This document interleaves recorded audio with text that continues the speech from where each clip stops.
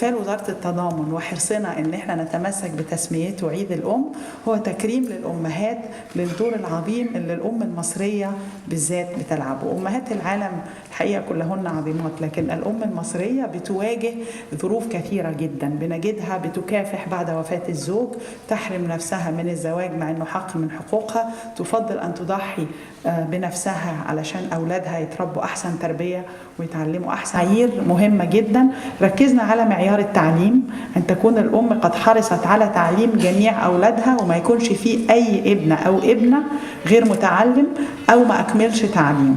النقطة الأخرى أن يكون هناك مساواة كاملة في الاستثمار في تعليم البنات زي تعليم الأولاد، ما يكونش الأولاد اتعلموا والبنات ما تعلموش، وبالتالي الاهتمام بتعليم البنت اللي هي أم المستقبل بالنسبة لنا مهم جدا، لأن الأم مدرسة وهي اللي هتربي الأجيال القادمة.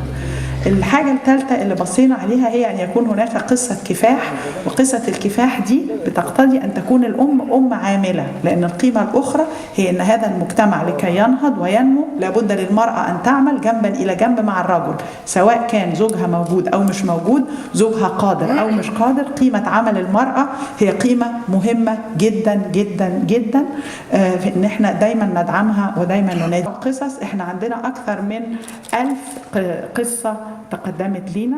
ال1000 قصة دول كان فيهم 117 أب مثالي، وده أب توفت زوجته وقام هو بدور الأم وراعى الأم وراعى الأسرة وحل محل الأم، وبقية القصص كانت قصص لأمهات. فإحنا من بين 1000 قصة اخترنا الأمهات المثاليات في المحافظات، اخترنا أم بديلة كافلة لابن مش ابنها الطبيعي، ولكن ابن حطته ضمته في وسط أولادها وقامت بتربيته، وكان المعيار هنا أنه يكون حصل على نفس الشهادات ونفس التعليم ونفس الرعاية اللي حصل عليها الابن الطبيعي.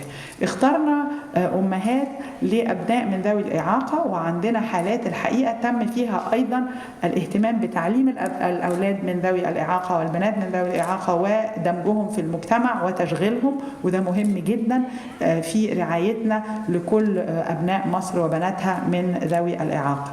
أيضا اخترنا أمهات شهداء من الشرطة اللي بتقدم كل يوم شهيد بيموت فدانا كلنا، وبيموت عشان يحمي البلد دي ويحمينا كلنا ويجعلنا آمنين ويخلينا نقدر نقف في المكان ده ونحتفل الاحتفال ده. وطبعا اخترنا أمهات أيضا لشهداء من قواتنا المسلحة من جيش مصر العظيم، أم لضابط وأم لمجند. وحضراتكم لما تشوفوهم وتسمعوهم هتحسوا فعلا إن هم قدموا أغلى ما عندهم عن طيب خاطر وبإيمان شديد إن هو ده الابن اللي قدموه فدا مصر وفدا شعب مصر، واللي هياخد بإيديهم إن شاء الله. مهم جدا إن احنا نتذكر إنه احنا النهاردة واحنا بنحتفل في بيوت كثيرة جدا بعيد الأم، وأمهات كثيرة جدا بكرة هيتلقوا الهدايا وهيتلقوا أبنائهم وبزيارات من أبنائهم. في 18 شهيد سقطوا امبارح بالليل، وفي أمهات في 18 أسرة هيتلقوا جثامين أبنائهم.